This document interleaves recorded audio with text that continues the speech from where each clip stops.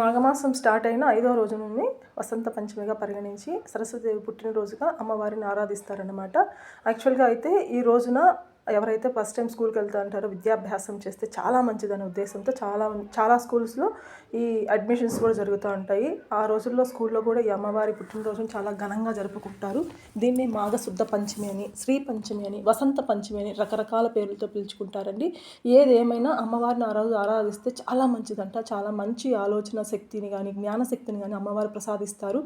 చిన్న పెద్ద తేడా లేకుండా అందరూ అమ్మవారిని ఆరాధిస్తారు. అమ్మవారి ముందర పెన్నులు పలకలు అంటే అప్పట్లో స్లేట్స్ ఉన్నాయి, ఇప్పుడు నోట్బుక్స్ పెన్సిల్స్ అన్నీ పెట్టి అమ్మవారిని ఆరాధిస్తారు. ఇంకా సంగీతానికి నృత్యానికి సంబంధించిన వాళ్ళ కళారంగాలకు సంబంధించిన వస్తువులను అమ్మవారి ముందర పెట్టి జ్ఞానాన్ని ప్రసాదించమని అమ్మవారిని వేడుకుంటారన్నమాట.